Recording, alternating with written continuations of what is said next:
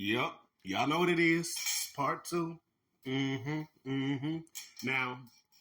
I'm going to go back into Ashley and what she has to say. And I'm going to also go to No, we ain't got enough time for that one. But there's another video about Johnny Taylor on... I said fucking Johnny Taylor. Bobby Taylor about Michael again. Now, while the video was uploading, I did a little pre-gaming and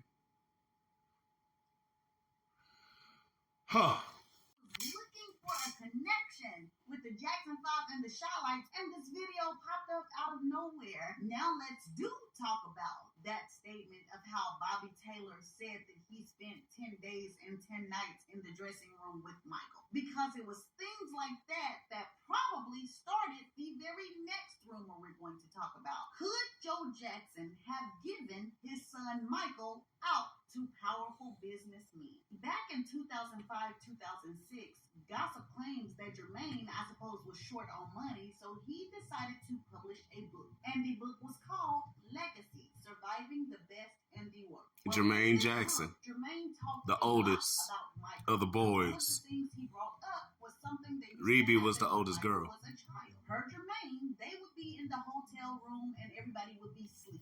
Give me a second. 2 or 3 o'clock in the morning. And allegedly his father Joe or Joseph would come into the room because somebody like, playing music. Get up, I need you to come with me. There's some important businessmen in the other room that I want you to go meet. Per this book, Michael would get up and go with his father, and he would be gone for hours and hours and hours. And then allegedly, every time Michael came back, he would be very sad. Sometimes he would be crying, complaining that he didn't feel good.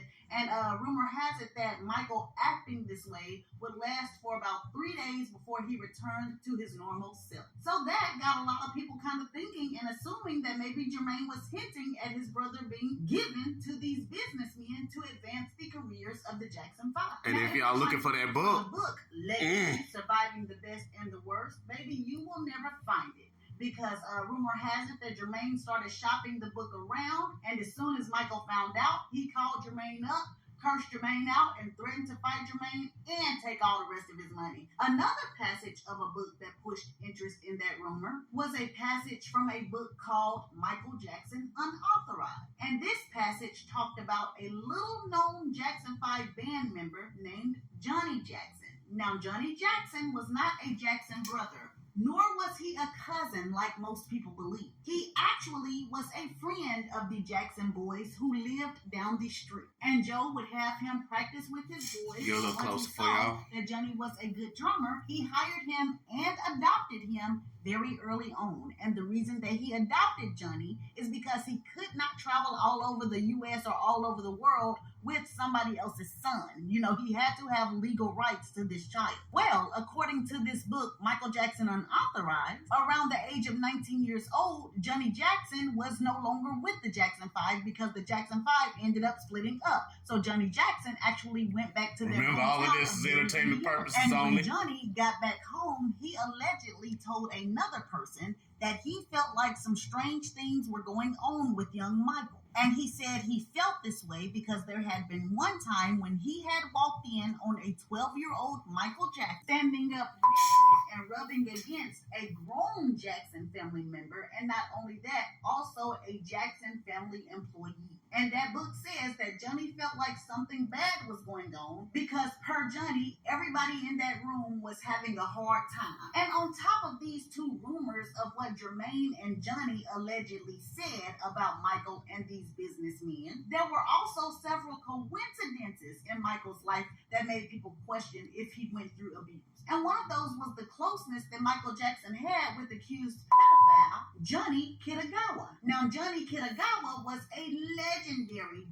All right, now before we go on, Ashley's gonna say something that that solidifies this to me. Now, whatever the fuck Kitagawa, let's just call him Jeffrey Epstein Kitagawa. That motherfucker, she called him what he was to the Japanese is like what David Geffen was for us. Now, if you know David Geffen, oh my God, David Geffen is a scumbag. David Geffen, freaky ass nigga, he a 69 God. Freaky ass nigga, he a 69 God. Hey, hey, hey, hey, run for your life. Hey, hey, hey, hey, run for your life. That's all I can say. J-pop talent manager. I mean, he to the Japanese was what Clive Davis is to us in the Oops. Well, Michael Jackson worked. Oops. Oops. I said David Geffen. Now, there ain't no in between with David Geffen and Clive Davis because both of them did the same damn thing. So when she said that, that was like a ring-a-ding-ding-ding for me. So, fuck it. We throwing David Geffen in there also because he did something to Joaquin Phoenix. River Phoenix? Joaquin Phoenix's brother? He did the same thing to him. And he did something to this little kid. I can't remember this dude's name, but he was a youngin' back in the 80s. And after being dealt with David, the boy just went on a whole spree of drugs and neo-Nazi shit and just self-destruction. We'll keep on going. And hung around Johnny Kitagawa. And at first, nobody thought anything about this connection. But in 1999, two Japanese magazines printed interviews of two young Asian men saying that Johnny Kitagawa had molested them when they were younger and singing for him in a boy band. More and more accusers started to come out saying that Johnny Kitagawa did something to them. Now, as Johnny Kitagawa started to get more eyes on him and people started to dig more into his past, they discovered a very disturbing tie to Michael Jackson. And what they discovered is that when Michael first met Johnny Kitagawa, he was only 14 years old, the same age that a lot of those young Asian men said that they were when Johnny first started coming onto them. So this made people question, could Johnny have been one of those businessmen that Joe allegedly gave his son to? And I promise you, this is going to turn back into a full Joe Jackson video in just a minute, but there's one more connection I gotta point out. Goddamn. And this has to do with the time that Michael Jackson was accused of child molestation himself. Well, perhaps the reason that Michael Jackson behaved that way with those children is because that's what happened to him when he was younger. And I'm not talking about actual abuse. Now, the ending that she said about what she said, I'm going to be honest with you. I done a lot of tarot card readings. And in my tarot card readings, everybody kind of gassed me up. But they also told everybody who got a card reading from me, this man will fuck you up. He will fuck you up. He will tell you things about you that you have not really talked to anybody about. And yeah, more than not, I'm accustomed now to people either getting pissed off at me, walking off from me, and not paying me, or either bawling their eyes out because I said some shit that they didn't want me to know. And the little bit of psychology I took, yeah, that's prone to happen. Everything she said is prone to happen. Now, another thing that he said, Bobby Taylor, on that video I showed y'all on the first one, he actually made it a point to say that Michael Jackson was a pushover. He didn't like to tell people no. He didn't want to hurt people's feelings. And you know something? That's kind of the people they go for.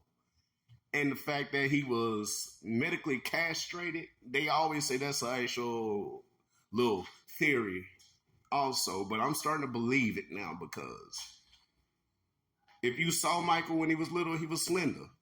And you know those type of people and what they look for when it comes to little boys. They like them a certain way, and Michael was that way.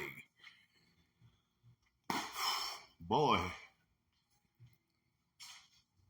trauma always happens to the best artists, don't it?